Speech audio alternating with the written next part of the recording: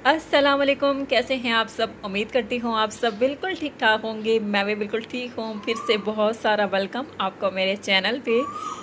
और बैकग्राउंड पे आपको परिंदों की आवाज़ें आ रही हैं। एक परिंदे की आवाज़ आपको आ रही है और आपने यकीनन ये आवाज़ सुनी होगी। नहीं सुनी तो फिर से सुन लें।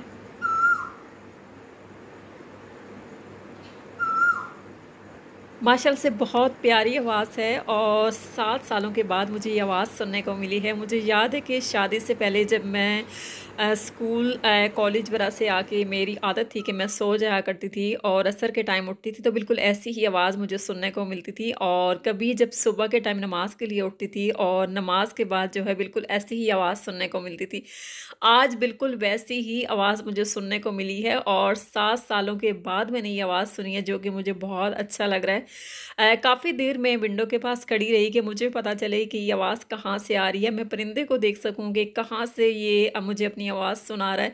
लेकिन सच में मुझे परिंदे की कोई समझ नहीं है ये कौन-सा परिंदा है, क्योंकि बाहर काफ़ी सारे जो है वो ट्रीज़ हैं, तो परिंदे भी काफ़ी ज़्यादा आते हैं और डिफरेंट तरह की जो आवाज़ है ना वो भी आ रही होती हैं।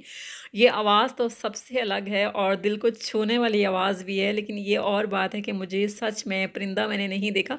अगर आप सबको भी ये आवाज़ पसंद है मेरी तरह और बहुत खुशी होती है इस तरह की आवाज़ें सुन के, तो कमेंट बॉक्स में ज़रूर बताइएगा। मुझे आपके कमेंट का जो है वो इंतज़ार रहेगा।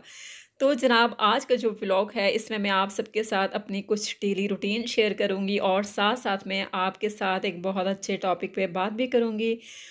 मुझे उम्मीद है कि मेरा जो टॉपिक है वो आपको अच्छा लगेगा और अगर मेरा टॉपिक आपको अच्छा लगे तो मेरी जो वीडियो है उसको लाइक कीजिएगा। आपका लाइक देख के आपके जितने भी लाइक्स होते हैं ना मुझे बहुत ज़्यादा खुशी मिलती है। और अगर आप मेरे चैनल पे नए हैं, पहली बार मेरे चैनल पे आए हैं, तो मेरे चैनल को सब्सक्राइब भी कीजिएगा।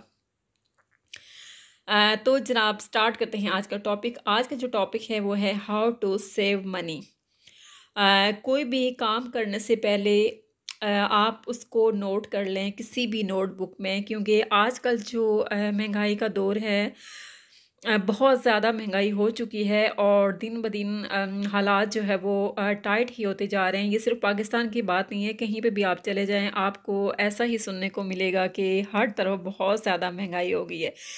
बढ़ती हुई महंगाई के साथ अपने बजट को प्लान करना जो है बहुत ज़्यादा मुश्किल है। इस तरह करके आप प्लान करें कि आपको कुछ सेविंग भी हो सके। आज मैं आपको बताऊंगी कि आप अपने बजट को किस तरह प्लान कर सकते हैं। अपनी बजट को प्लान करते वक्त आप एक काम करें कि जो आपकी ज़रूरियात सबसे ज़्यादा अहम है आपके लिए, जो चीज़ें घर में सबसे ज़्यादा ज़रूरी हैं, उनको आप सबसे पहले नोट करें। मिसाल के तौर पे आप अगर घर में रहते हैं, घर आपका अपना नहीं है, तो उसमें ज़ाहिर-सी बात है आपने हाउस रेंट भी देना है। हाउस रेंट, इसके अलावा बिल्स, बच्चों की फ़ीस, मेडिकल का खर्चा, इसके अलावा जो आपकी मंथली ग्रॉसरी होती है वो। ये एक बार बजट आप प्लान करके देखें और आपको काफ़ी ज़्यादा फ़र्क जो है वो महसूस होगा। एक बार के बजट प्लान करने से बहुत ज़्यादा आपकी जो परेशानियाँ हैं वो दूर हो जाएँगी और काफ़ी ज़्यादा आसानियाँ हो जाएँगी।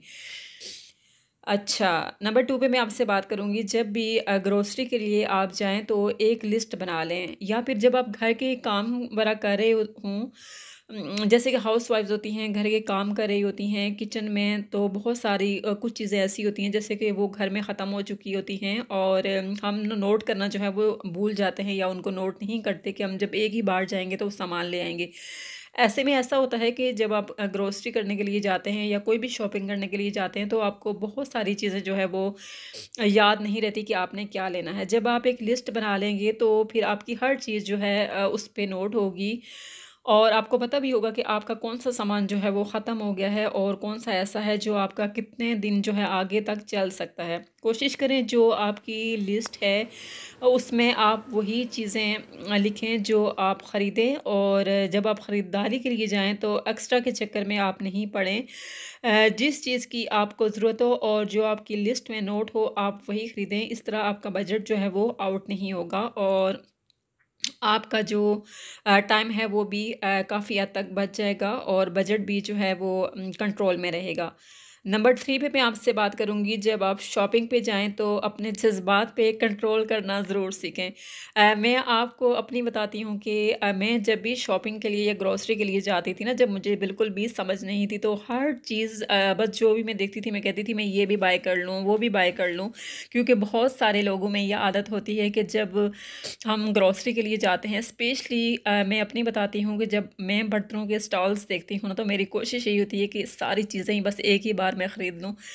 लेकिन कभी ऐसा भी होता है कि हम सारी चीज़ें नहीं बाय कर सकते, बस अपनी वो कहते हैं ना, अरमानों का मातम करके घर आ जाते हैं। तो इसीलिए आप अपने अंदर एक आदत बना लें कि आप अपने जज़्बात को कंट्रोल करना सीखें। जो चीज़ आपके लिस्ट में है, आप वही बाय करें, और जो चीज़ें आपने छोड़ दी हैं, बाय नहीं कर सकते, आप उसके लिए जो है कोई नेक्स्ट मंथ रख लें, उसके लिए थोड़ी-सी सेविंग करें, या जब आपके बजट में इतना हो जाए कि आप अपनी जो पसंद की जैसे एक्स्ट्रा चीज़ें होती हैं, जैसे किचन के बर्तन हो गए, इसके अलावा बच्चों के खाने-पीने की एक्स्ट्रा चीज़ें, जैसे कि हमारी आदत होती है कि बच्चों के लिए बिस्किट्स भी ले लो, इसके अलावा और बहुत सारी चीज़ें बच्चों की पसंद की, जैसे कि चॉकलेट्स वगैरह, आइसक्रीम वगैरह, इस तरह की बहुत सारी चीज़ें जो कि हम अक्सर लेके भी आते हैं और अक्सर घरों में आती हैं। मैं ये करती हूँ कि बच्चों की जो चीज़ें होती हैं ना, वो मैं लेती ज़रूर हूँ। मैं ये नहीं कहती कि मैं बिल्कुल भी नहीं लेती, मैं लेती ज़रूर हूँ, लेकिन मैं इस तरह लेती हूँ कि मेरी कोशिश ये होती है कि ज़्यादा से ज़्यादा जो है बच्चों को मैं खुद से घर में बना के दूँ। इससे कि एक तो बजट मेरा कंट्रोल में रहेगा, और दूसरा ये भी होता है कि जो बाहर की चीज़ें होती हैं वो हमारी हेल्थ के लिए, बच्चों की हेल्थ के लिए भी कोई ख़ास नहीं होती हैं। तो आप भी कोशिश क्या करें कि आप बच्चों को घर में बना के दें, जैसे कि स्कूल गोइंग जो बच्चे होते हैं, उनका लंच बॉक्स जो है वो आप घर से रेडी करके भेजें। इस तरह से भी आपका जो बजट है वो काफ़ी हद तक आप कंट्रोल कर लें।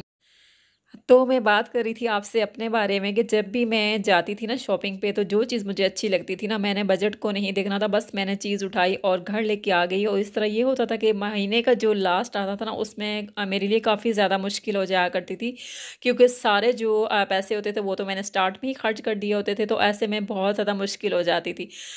फिर मैंने अपने जज़्बात पे जो है काफ़ी हद तक कंट्रोल किया, और अब मेरी कोशिश यही होती है कि जब मेरे बजट में इतना हो कि ये चीज़ मैं आसानी से बाय कर सकती हूँ, तो तभी मैं बाय करती हूँ, वरना फिर मैं चुपचाप होके ना आराम से बैठ जाती हूँ, और उस टाइम का इंतज़ार करती हूँ, उस टाइम के लिए कोशिश करती हूँ जब मैं चीज़ें अपनी मर्ज़ी की, जैसे कि बर्तनों में ये, इसके अलावा कपड़ों की शॉपिंग वगैरह, या इसके अलावा कुछ और चीज़ें जैसे कि प्लांट्स वगैरह, कोई चीज़ भी अगर मैं ख़रीदना चाहूँ, तो मैं उसी वक्त ख़रीदती हूँ जब मेरे बजट में इतना हो कि मैं आसानी से ख़रीद सकूँ।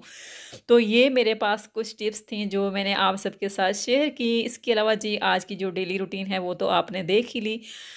सुबह से लेके ना आज मैं सारा दिन जो है, मेरा जो टाइम गुज़रा है ना, वो ज़्यादातर मैंने आपको अपनी क्लीनिंग ही दिखाई है, क्योंकि सुबह का जो टाइम होता है ना, वो ज़्यादा जो क्लीनिंग में ही गुज़रता है। घर का क्लीनिंग का जो काम होता है ना, आई थिंक कि मेरा सबसे ज़्यादा टाइम इसी में गुज़रता है। तो जनाब, यहाँ पे हो गया था असर का टाइम, और मेरे घर में आ रहे थे कुछ मेहमान।